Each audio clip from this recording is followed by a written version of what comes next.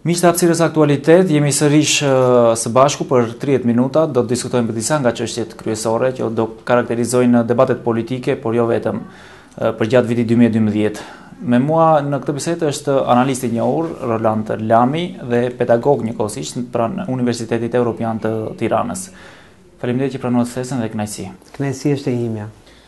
Atëherë, ndryshe nga sa një vit më parë, ky fillim viti karakterizohet nga një konsensus politik mes kryesisht dy forcave kryesore, pra është më pak konfliktuale.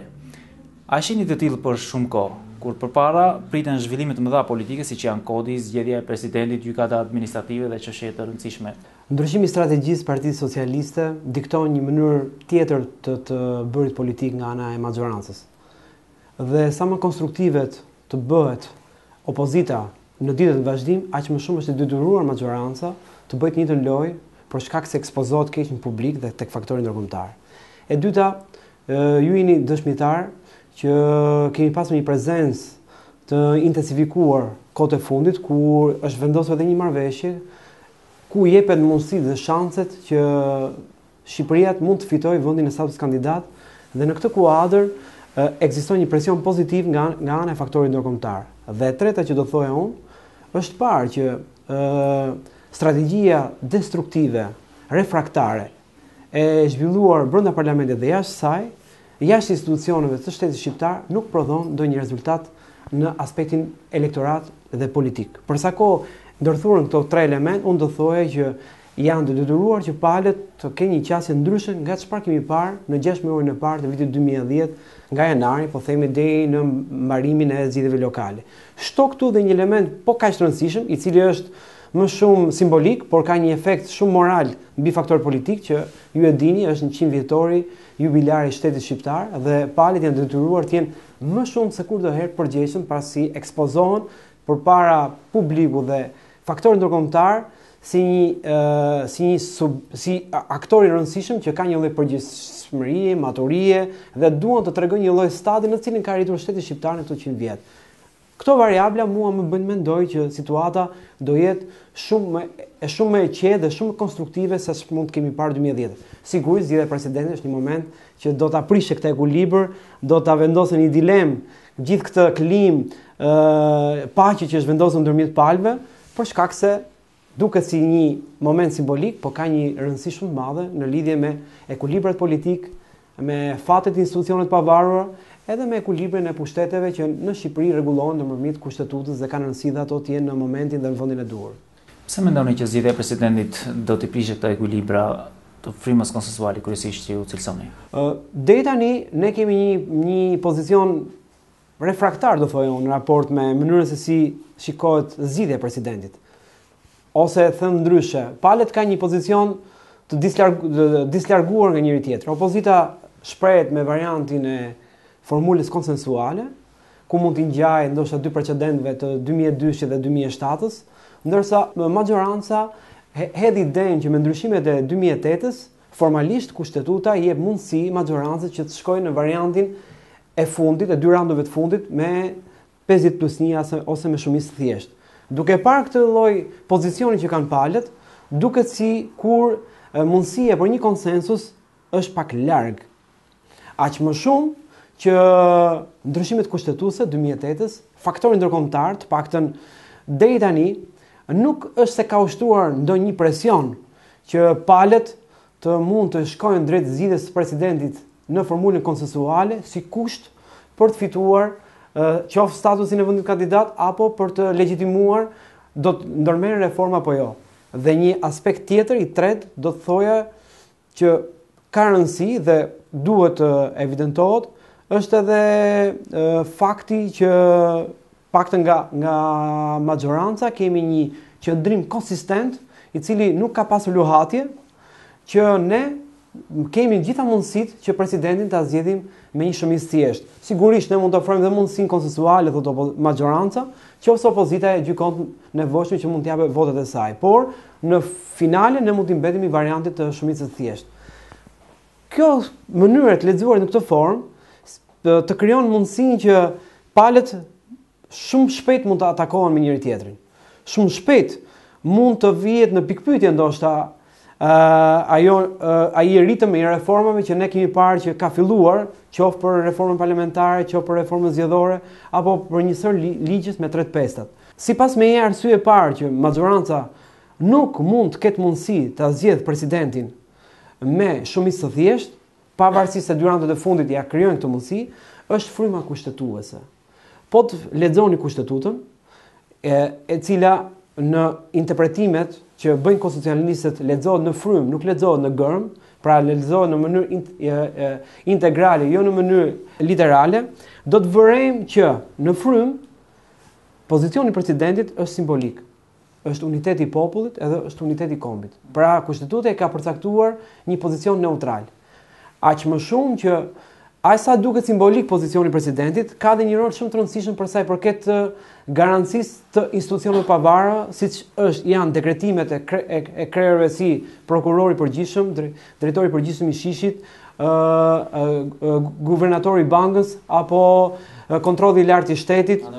Futemi pastaj në drejtësi, siç është niveli shumë i rëndësishëm i menaxhimit dhe i mbarvajtjes së drejtësisë, është kontrolli i lartë i drejtësisë, gjykata kushtetuese dhe një sër dekretimesh të tjera, të cilët vijnë nga ky institucion i pavarur dhe pretendohet që ky institucion të mund të luajë një rol sa më të dislarguar nga një krah politik. Pra të mund të jetë sa më gjithpranuar dhe gjithëpërfshirës në këtë veprim dhe në këtë aktivitet politik që merr ky institucion. Dhe në këtë kontekst, unë nuk e gjej të arsyeshme që qeveria të ndalet vetëm tek dy raundet e fundit për të justifikuar një president të njëanshëm, pasi kushtetuta nuk i njeh këtë profil presidentit. Momenti i dytë është momenti që ka të bëjë me procedurën. Ju e dini, po aq mirë sa unë, që ne na u krijua një precedent në Kosovë në lidhje me zgjedhjen e presidentit. Dhe ata kanë vendosur një ngjashmëri për sa i përket mënyrës dhe formulës se si zgjidhet presidenti. Siç e dini, 3 raundet e para apo disa raundet e para, 2 raundet e para më duket e kanë ata, janë me 3/5 dhe raundet e tjera janë me shumicë të thjeshtë.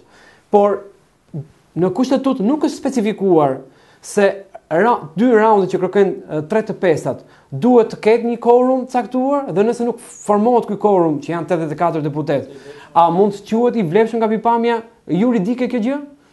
Dhe në precedentin e krijuar në Kosovë u pa që gjykata kushtetuese, e cila sigurisht është edhe në sytë e faktorit ndërkombëtar dhe ndoshta është e detyruar të jetë sa më e paançme në vendimarrjen e saj, majti qëndrimi që procedura e zgjedhur për presidentin Pasolli, siç e mbani mend ju, quhet e pavlefshme.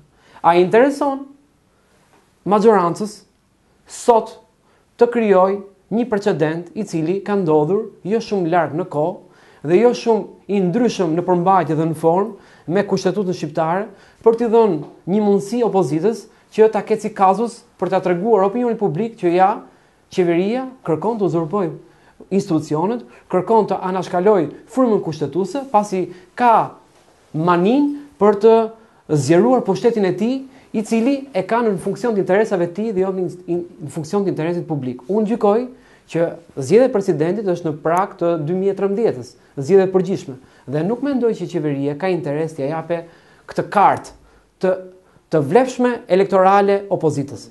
Momenti i tretë ka të bëjë me faktin që qeveria kërkon të marrë mandatin e tretë. Dhe ne nuk kemi si precedent në historinë 20 vjeçare të politikës shqiptare një ekzekutiv që ka marrë më shumë se 2 mandate. Pra, zoti Berisha kërkon të thyej tabun e parë, tabuja e cila do të na bëjë të mendojmë dhe të besojmë që ka mundësi një ekzekutiv të marrë dhe një mandat të tretë.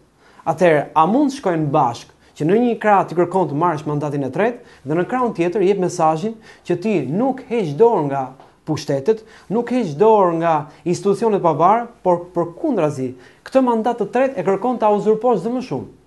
E para krijon një frikë psikologjike.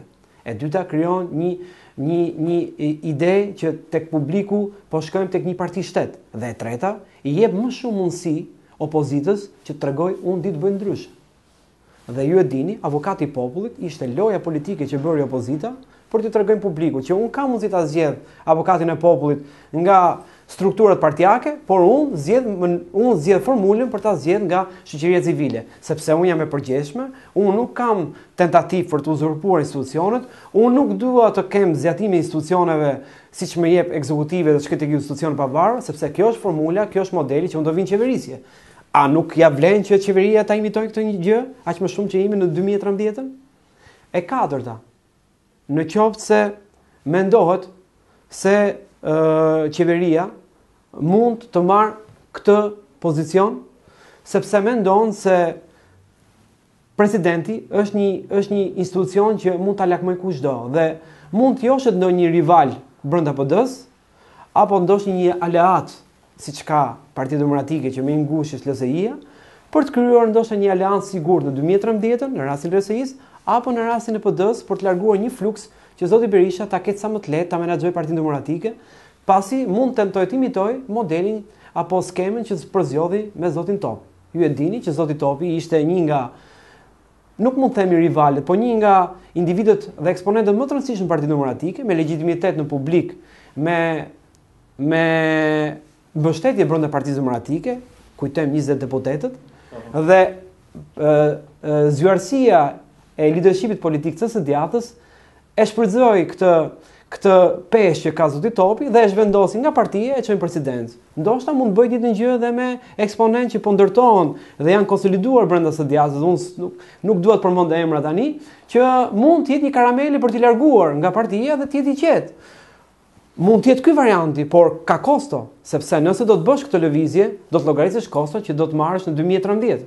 Dhe zoti Berisha është shumë i aftë për kalkulim, sepse eksperienca e ka treguar më mirë ndaj pushtet me aleatët dhe me kundërshtarët dhe krijon idenë që nuk ke tendencë për të uzurpuar institucionet dhe pushtetet, po di të ndërtosh një lloj fryme bashkëpunimi dhe bashkëqeverisje, e ndryshme nga çfarë ka bërë zoti Rama në opozitë, qoftë në 2007-ën, qoftë në 2009-ën, qoftë në 2011-ën, ose tenton të uzurposh dhe të përqendrosh pushtet, por me riskun që do të damkosësh keq në sy të opinionit publik. Unë jam i bindur që zoti Berisha do të ditë të ndaj këtë moment. Nëse zgjedhja e presidentit do të gjenerojë sërish ngërshme sfosave politike, mendoni se do të vijë për shkak të traditës së munguar të bashkëpunimit shpeshherë në politik, apo gjykoni që edhe kushtetuta shqiptare le shtek për interpretime të ndryshme sa i përket zgjedhjes së presidentit? Unë mendoj që kjo është një bisedë e maturuar që mund të bëhet ndërmjet konstitucionalistëve, por për fat keq Shqipëri, konstitucionalistët flasin në momentin kur është kryer vepra apo kur është kryer akti. Ky është stadi i shoqërisë civile që ne kemi dhe ne nuk kemi ndërmend ta prekim këtu, por sigurisht zëri i tyre sot ka shumë peshë, ka shumë rol. Pa çka se mund të jetë një zë individual dhe nuk është një zë zyrtar dhe institucional, siç mund të jetë rasti i shprehjes nga ana e gjykatës kushtetuese, por të paktën deri tani bim dakord që nga mënyra se si është amenduar kushtetuta në 2008-ën ka hapësirë interpretative. Do të thotë që le shtek për shpresë nga opozita, për bllokim, ose damkosje të procesit, ose le shpresë nga majoranca që ta zgjidh me dyrantet e fundit. Por askush 100% nuk është i sigurt. Kjo është e para. E dyta, për sa i përket çështjes që ju me drejt thoni që a mund të friksohemi që çështja e presidentit mund të na bëhet gangrena e 2011 siç ishte hapja kutive për 2010-ën? Unë do të thoja që nëse majoranca do të marrë një qëndrim që po e mban deri tani, unë jam i bindur që sigurisht mund të kemi një situatë bllokuese, tensionuese dhe mund të kemi një bllokim të reformave që janë nisur dhe shansi për ta marrë statusin e vendit kandidat është minimalist. Por, duke menduar që cila do jetë përfitimi që do merrte majoranca nëse do ta bëjë këtë lojë, sepse këtë rast po e lëm topin tek majoranca, unë do thoja që majoranca nuk ka interes politik për ta bërë. Sepse statusi i vendit kandidat i kërkohet majorancës që ta marrë. Pasi është një nga kartolinat që do ta përdor në zgjedhjet e 2013-s. Dhe nëse i krijon lluksin majoranca që ta humb këtë shans, do jetë një kartë shumë e fortë elektorale për opozitën për ta damkosur keq majorancën në 2013. Aq më shumë që eksponentët europian janë shprehur është momenti i fundit që ne merremi me Shqipërinë. Nuk do ketë rast tjetër për t'i dhënë statusin në vendin kandidat.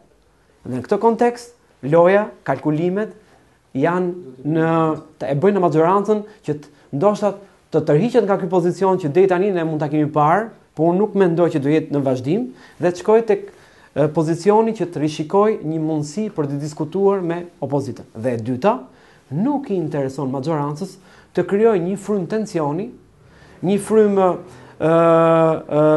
debati për çështjen e presidentit, ku ndërkohë ka një vit jubilar dhe qeveria, sipas gjykimit tim, ka përgjegjësinë më të madhe se kushdo të tregoj pjekuri, të tregoj maturi, të tregoj që ne kemi shtet, të tregoj që institucionet funksionojnë dhe që klima e konsensusit dhe bashkëpunimit ndërmjet forcave politike ku e kërkon interesi kombëtar ekziston. Në fakt, do të ndarëshim sërish të ndryshimet që janë bënë 2008 të kushtetutës. Së pari do të përmendim avantazhet dhe disavantazhet që u bën fal kësaj ndërhyrje dhe ç'të resolli ndoshta në thonjza reduktimi i rolit të presidentit. Unë do të thoja që ndryshimet kushtetutëse u morën më shumë me procedurën dhe jo shumë me kompetencat apo me të drejtat dhe detyrimet që i përcakton kushtetuta presidentit. Dhe duke tentuar të merren me procedurën, me mendimin që mund të anashkalojnë ngërçi që mund të krijonte në rast mos zgjedhje në 5 raunde presidenti, gjë e cila për fis vërtetës më shumë ngelet frikë se fakt s'ka ndodhur asnjë rast, sepse e tillë ishte kushtetuta që duke qenë se ti ke frikë bësh i përgjegjshëm dhe jep një konsensus, u tregua të paktën deri tani që me këtë ndryshim që kanë bërë nga 5-3, nga 5 raunde me 3-5 është bërë 3 dhe 2 raundet e fundit janë futur me shumicë të thjeshtë, unë do të thoja, në qoftë se gjykata kushtetuese do të dalë në gjykimin që 3-5 duhen patjetër që të konsiderohen ose korumi 84 vota duhet të jetë patjetër në parlament që të konsiderohen si raunde të lishme, unë gjykoj se është bërë shumë zhurmë dhe asgjë.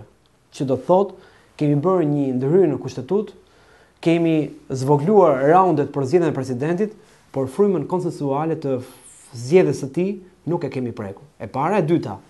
Unë do të thoja që ku preket kushtetuta është një godin nga pikpamje metaforike.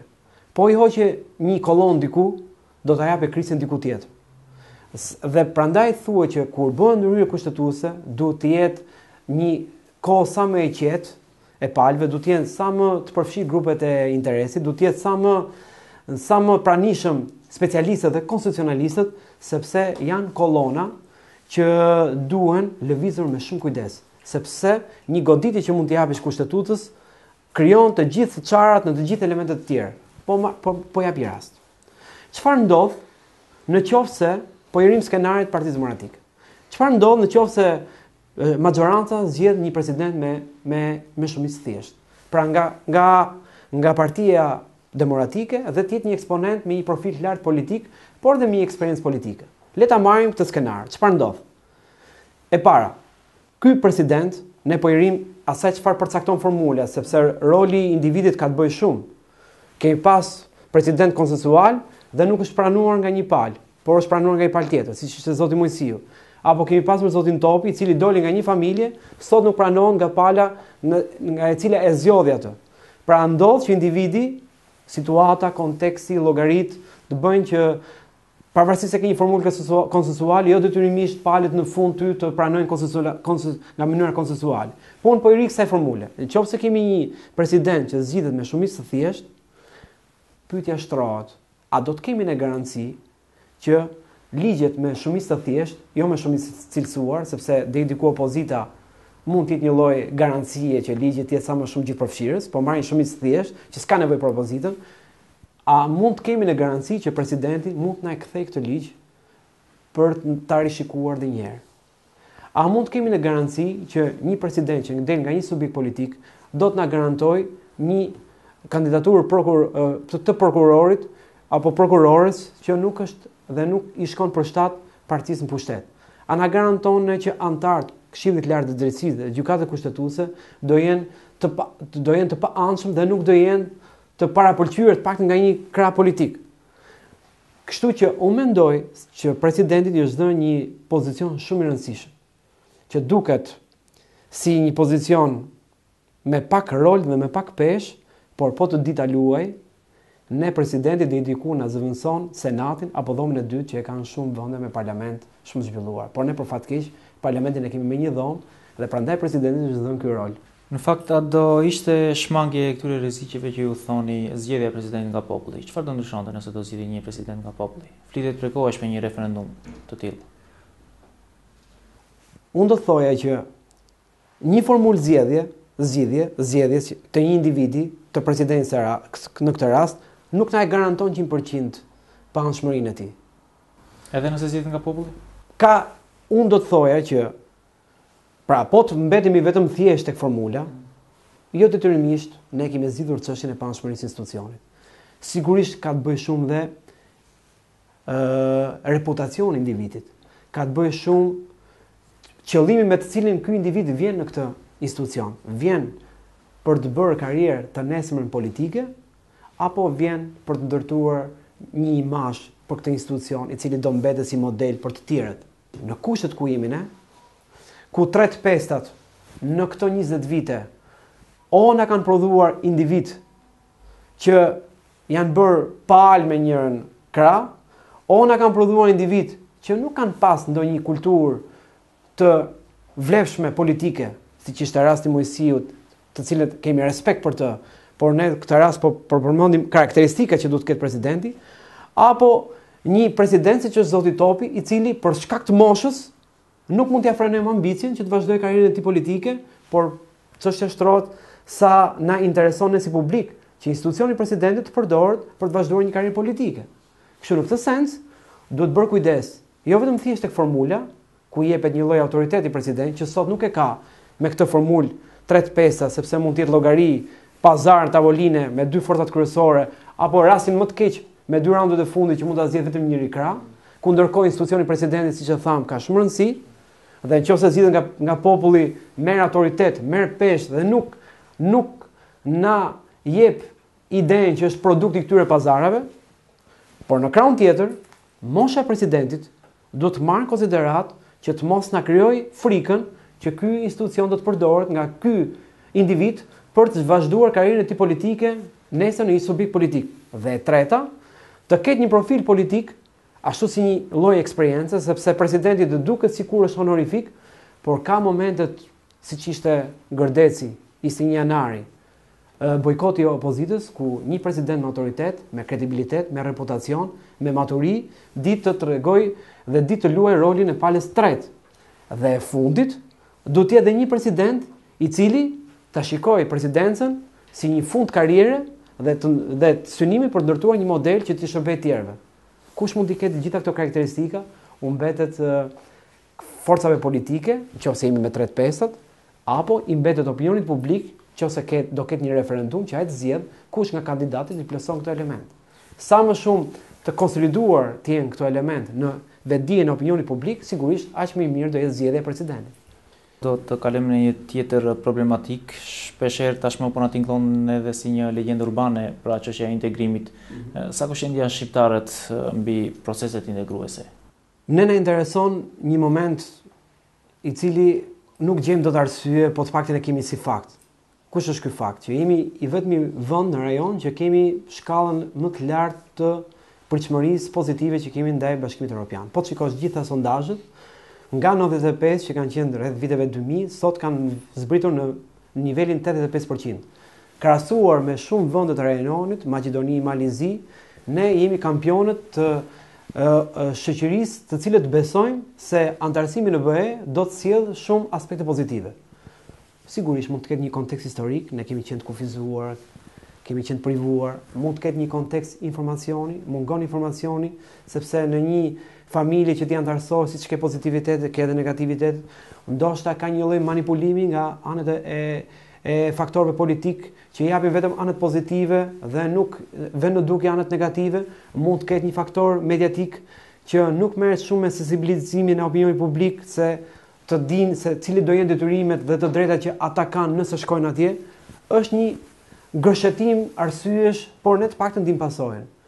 ka një shkallë të lartë besueshmërie. Mua më intereson ta mbështes këtë fakt pa çka arsye që mund të jenë naive, mund të jenë jo shumë në të nivelit lartë të vetë dijes dhe ndërgjegjes, po ne na intereson ta kemi këtë lloj treguesi sepse unë nuk gjej në një formë tjetër ku ne mund të aderojmë dhe mund të kemi ndonjë përfitim. Vetë Bashkimi Evropian në këtë situatë krizash kryesisht ekonomike, mendon se mund të mbajë peshën e detyrave dhe detyrimeve që kanë ndaj vendeve që kërkojnë, pra vendeve aspirante? Sigurisht, është një moment nga të më të vështirë që po kalon Bashkimi Evropian. Dhe vështirësinë nuk e ka politike, nuk e ka kulturore, por e ka ekonomike. Dhe ju e dini që ekonomia është baza në cilin legjitimohet një sistem ose rrënohet ai. Po të bëjmë një analogji, në qoftë se ne rëndisim disa arsye pse në Shqipëri u rrëzua regjimi, një nga arsyet bazike ishte rrënimi i sistemit ekonomik, i cili nuk ishte më rentabël dhe nuk mund menaxhohej dot. Ka një lloj skepticizmi, ka një lloj frike, ka një lloj hezitimi, ka një lloj situate të vështirë, por unë mendoj siç mund të jetë një situatë e vështirë në brendësi, në financë, ka edhe një tendencë në dukje për treguar sikur gjërat nuk po shkojnë aq keq. Dhe Bashkimi Evropian do të përpiqet që të antarësojë, të japë shpresë tek vendet që kanë nevojë dhe shikojnë modelin e Bashkimit Evropian si një fanar ku mund të gjejnë zgjidhje për shumë çështje. Shpesh humbjen e statusit për 2 vite rresht, palët ja kanë deleguar njëra tjetrës. Ndoshta për këtë do ta jashtësoni një koment. Unë do thoja që ne jemi tani të vetëdijshëm që palëve u interesonte që të marrnin atë pozicion që ne kemi parë rreth 2 vjet. Njërës palë opozitës interesonte që më shumë të konsolidonte rradhët mrena leadershipit ishte sa më i qetë, të krijonte atë kohezionin brenda tij me mbështetësit simpatizantë dhe të mund të sfumonte zërin e kundërshtarëve të kritikëve që tentonin të merrnin postin, dhe kjo ishte prioritare për të në raport me çfarë mund të ofronte si alternativë për publikun për të synuar 2011-ën.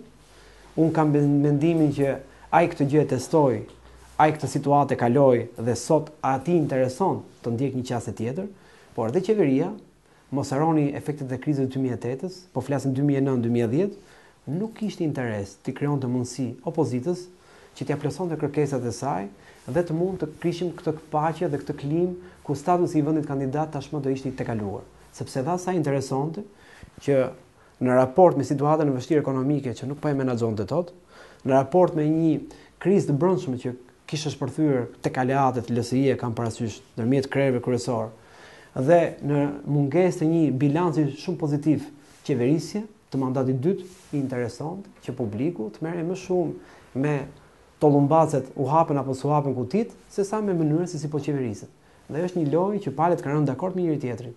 Ky kod që mund të dalë fal një produkti politik konsensual, a jep të fund të gjitha problemeve të krijuara 20 vite në Shqipëri. Unë fakt bëj pjesë tek ata persona që mund të konsiderohen pesimist, por unë mendoj që jam realist. Dhe nuk bëj pjesë tek ai grup njerëzish që janë pak utopik, në çfarë kuptimin. Një grup njerëzish mendojnë që në qoftë se do të merren të gjitha këshillat e Komisionit Venecia dhe do të bëhen pjesë e kodit, dhe ne do të kemi tashmë një kod që nuk i kishte ato mangësi të 2009 dhe 2011-s, dhe në qoftë se palët politike, të paktën 2 forcat kryesore, do të krijojnë një lloj fryme në raport me njëri tjetrin që do të tentojnë të krijojnë zgjedhje sa më të ndershme dhe korrekte, sigurisht kjo është një shpresë që situata të mos jetë ajo e 2009 dhe 2005, po të jetë shumë më e përmirësuar. Por nuk mund të pretendojmë që këto element që unë thash do të na çojnë tek zgjedhje që mund zhvillohen në Danimark apo në Angli. Pasi ju e dini, zgjedhjet janë dhe çështje kulture. Janë dhe çështje që ndërthuren shumë element. Është opinioni publik, është media, janë 2 forcat kryesore, po janë dhe forcat të tjera politike. Është shoqëria civile, është faktori ndërkombëtar, janë infrastruktura zgjedhore, dhe të gjitha këto duhet të jenë në standardin e konsoliduar të vendeve europiane që ne tentojmë të aderohemi, që të mund të pretendojmë që do të kemi këtë situatë. Unë jam i bindur që do të kemi situatë shumë të mirë pozitive, sepse kodi nuk do ketë me ato arna që ne i pam. Unë mendoj që situata politike nuk do jetë më ai tensionimit të 2011-s. Unë mendoj që palët do jenë të detyruar të përfshin disa pretendime të partive të vogla dhe kështu që kodi do jetë shumë më gjithëpërfshirës ndryshe nga çfarë ishte në 2009. Unë mendoj që maturimi i faktorit politik është shumë më i madh sa që mund të ishte 2009 dhe 2011 dhe unë mendoj që edhe kultura politike e opinionit publik po ta vëreni nga një palëzjedhje, shkalla agresiviteti, shkalla e dhunës sa vjen dhe ulet. Por nëse do të pretendojmë që këto zgjedhje do jenë zgjedhje 100% europiane, unë nuk e kam këtë bindje sepse na mungojnë shumë komponentë që një vend 20 vjet me demokraci është pak e vështirë të i afrojë. Një pyetje të fundit, në fakt çfarë mund dhe çfarë duhet të ndryshohet në kod, në terma më teknik? Në terma më teknik, unë do thoja që janë 3 element bazik. Elementi i parë është formula e administrimit të zgjedhjeve, që fillon nga baza deri ke Komisioni Qendror i Zgjedhjeve apo ndoshta tek kolegj. Do thoja që formula bipartizane nuk dha produkt. Do të gjetur një formulë e cila të jetë sa më afër shoqërisë civile dhe të mund të gjeten mekanizma të tjerë për të përmirësuar dhe jo vetëm kjo. Ky është një element bazik, pra formula zgjedhore. Element i dytë bazik do thoja unë, ndoshta ka vend për të rregulluar procedura e ankimimit, qoftë në afate, qoftë në teknikalitete, por në qoftë dhe në nivele. Unë do të thoja që ky sistem me këtë mënyrë si është kompozuar favorizon vetëm partitë të mëdha. Dhe nuk jep mundësi dhe shpresë për partitë e vogla, në kuptimin e konvertimit të votës në numër mandatesh për një deputet caktuar. Dhe në qoftë se do të mbajmë këtë formulë, sigurisht do të krijojmë një padrejtësi në raport me partitë e vogla, të cilat jo të gjithë janë inekzistente, jo të gjithë identifikohen me kryetarët, por ka dhe parti që ka një pesë caktuar elektorale dhe do të ishin mirë të ishin në parlament. Do të thoje pra në thelb një ndryshim i sistemit, një korrigjim i sistemit proporcional do ishte shumë i frytshëm dhe do të krijonte një klimë paqe me partitë e vogla. Dhe e fundit, me që ne kemi një problem në shkallën e besueshmërisë të numërimit fletëve, të numërimit, sigurisht do të ishte shumë e nevojshme të futej teknologjia si element që e përshpejton procesin dhe garanton transparencën. Të falenderoj që ishe pjesë e kësaj bisede. Ishte kënaqësia ime për gjithçka çfarë ndam me njëri tjetrin. Faleminderit.